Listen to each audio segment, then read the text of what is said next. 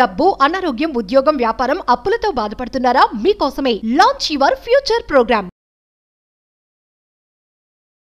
మీరు ఎలాంటి విపరీతమైన బాధ అంటే ఇంకా ఇంతకు మించిన బాధ నా జీవితంలో రాదు అన్న బాధ చెప్పండి. ఒక్కటి చెప్తాను రాధా, నాకు చిన్నప్పుడు నేను ఎట్లా పెరిగాను చెప్పాను నీకు. అవును, విద్యుత్ సౌధలో నాకు జాబ్ వచ్చింది. ఓకే, 10th క్లాస్ అప్పుడు నేను చెప్పాక 10th క్లాస్ పెళ్లి చేశారని. ఆ తర్వాత 10th క్లాస్ అయిపోతుంది, జాబ్లో జాయిన్ అయినాక నేను ఇంటర్మీడియట్ అవన్నీ కట్టుకొని అంబేద్కర్ యూనివర్సిటీ డిగ్రీ కట్టుకొని పాస్ అయ్యి, అంటే ఇట్లా ఉంటూ కూడా చేసి నేను ప్రమోషన్స్ తెచ్చుకుంటూ అట్లా నా కాలక్షేపం చేసుకుంటూ వచ్చాను.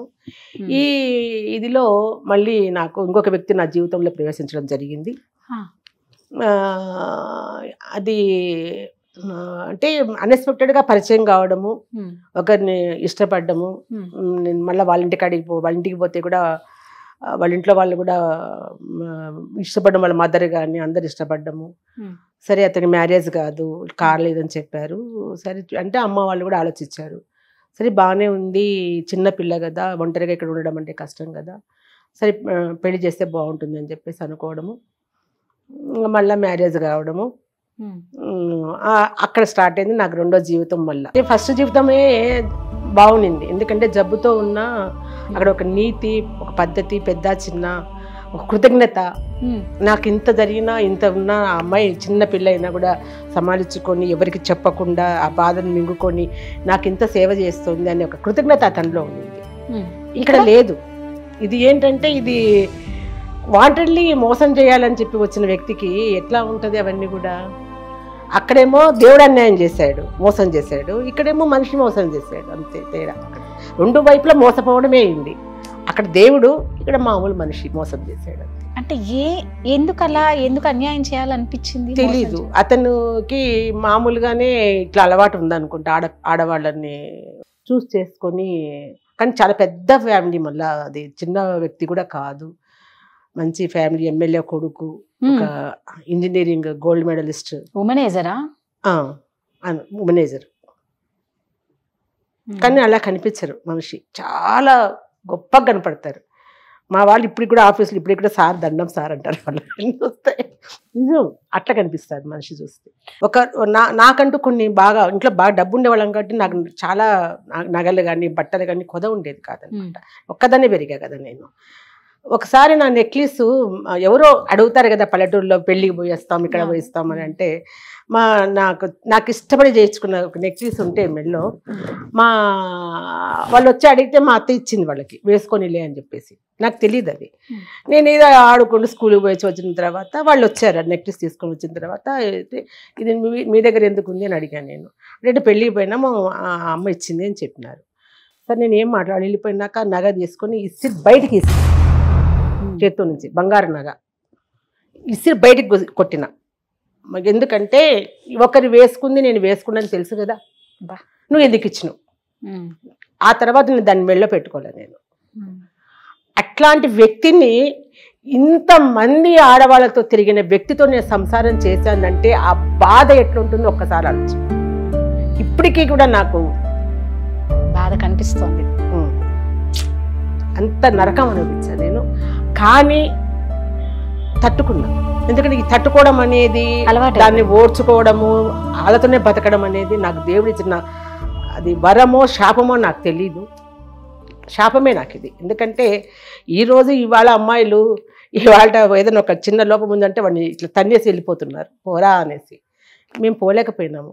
అట్లా పోయింటేనా బాగుండేదా.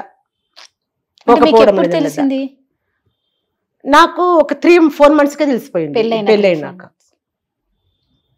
అడిగారా ఎప్పుడన్నా? అడగడం ఏంటి, ఇంకా వాళ్ళు నా దురదృష్టం ఏంటంటే పెళ్లి చేసుకొని నేను భార్యనయ్యి పెళ్లి చేసుకోకుండా అతనితో ఉండేవాళ్ళు, నా మీద గొడవ వచ్చేవాళ్ళు, కొట్లాడేవాళ్ళు, అవమానం చేసేవాళ్ళు. రోడ్డు మీదకి వస్తే నేను జాబ్ చేసేదాన్ని కదా, నేను కంపల్సరీ బయటికి రావాల్సిందే. ఇంకోటి నాకంటూ ఒక ఉనికి ఉంది అక్కడ.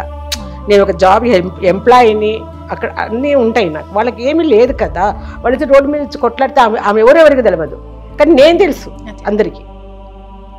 ఎంత ఘోరంగా ఉంటుంది ఏం అనలేక. అందులో మన సంస్కారము, మన సంస్కృతి మొదటి నుంచి నేను ఎట్లా బతికాము, వాళ్ళని ఆపలేకపోయేవాడు. అతను.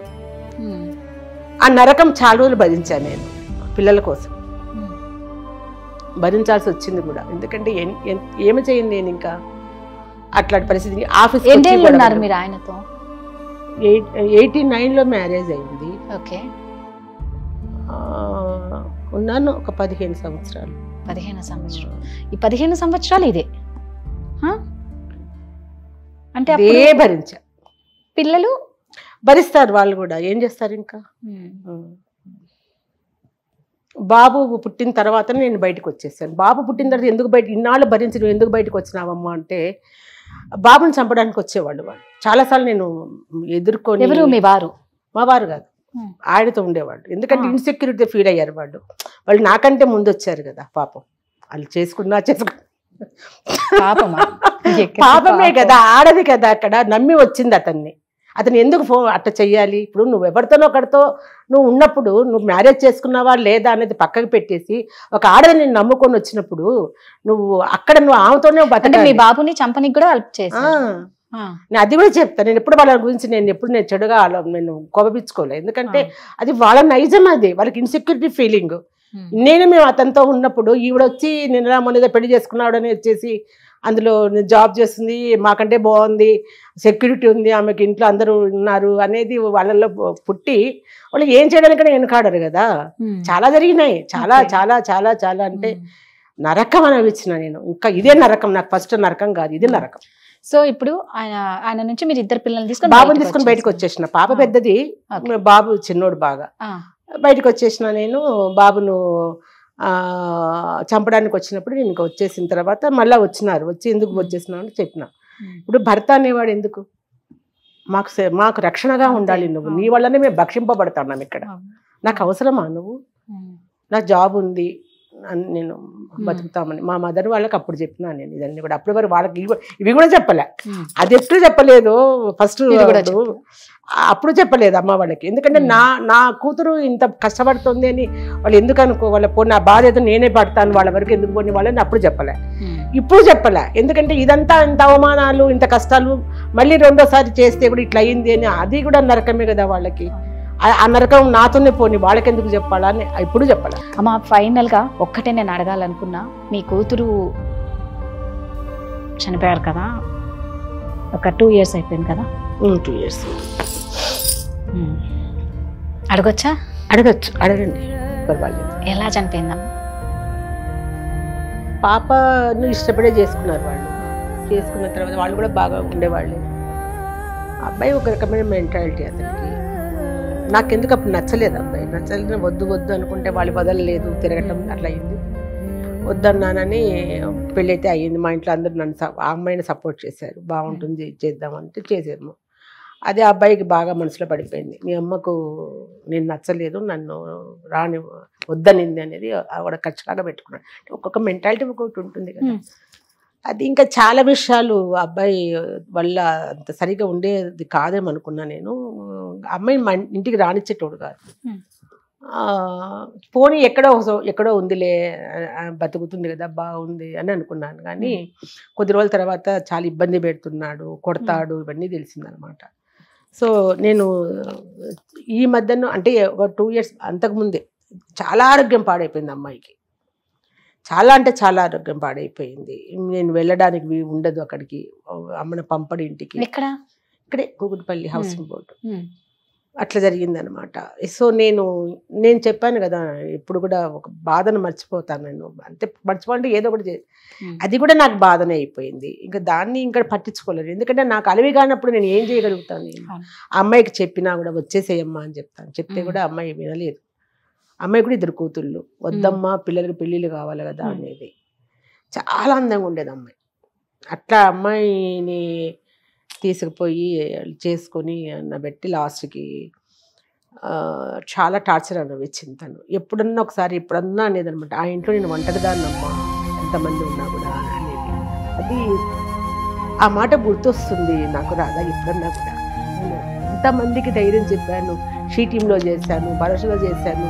ఎంతో మంది అమ్మాయిలు కష్టపడతా అంటే ఎంత నేను నిలబడి వాళ్ళకి అందరికీ చేశాను. ఎంత చచ్చిపోదాము, సూసైడ్ చేసుకుందామన్న వాళ్ళని కూడా నేను నా దగ్గర పెట్టుకొని వాళ్ళకి జాబులు ఇచ్చి లేకుంటే ఇంకో చోట ఇప్పించి వాళ్ళకి లైఫ్ అంటే మళ్ళా తెలియాలని ఎంత చేసినా నేను అట్లాంటి దాన్ని లాస్ట్ నా బిడ్డకు నేను చేసుకోలేకపోయాను. అది నేను చచ్చిపోయినా కూడా నేను మర్చిపోలేను ఆ బాధ. ఏదో తిరుగుతూ ఉంటాను కానీ రోజు ఒకసారి గుర్తొస్తుంది అనమాట, ఏం చేశాను నేను అనుకుంటాను, నా బిడ్డను నేను కాపాడుకోలేకపోయాను అని అనిపించేది. పొద్దున్నే ఉమా చనిపోయింది, ఉమా కిరణ్ అని పేరు, ఉమా చనిపోయింది ఆంటీ అని చెప్పి ఫోన్ చేశాడు. నేను నిజమే వింటున్నానా అనుకున్నా, నా బిడ్డ చనిపోవడం ఏంటి అనిపించింది. వెళ్ళాను హాస్పిటల్కి, అమ్మాయి డెడ్ బాడీని చూస్తుంటే కానీ ఏ తల్లికి రావద్దు బాధ. నేను ఒకటే చెప్తా తల్లిదండ్రులకు కూడా,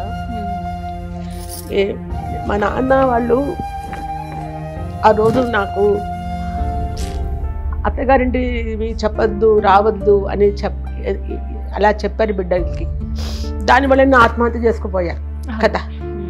ఈరోజు నా బిడ్డ కూడా అదే అంటే నేను చెప్పలేదు అమ్మాయికి, కానీ అజీర్ణమైపోతుంది అనుకుంటే మన భారతదేశంలో ఆడపిల్లలు. సుమన్ టీవీలో మీ పర్సనల్ అండ్ బిజినెస్ ప్రమోషన్స్ కోసం కింది నెంబర్కి కాంటాక్ట్ చేయండి.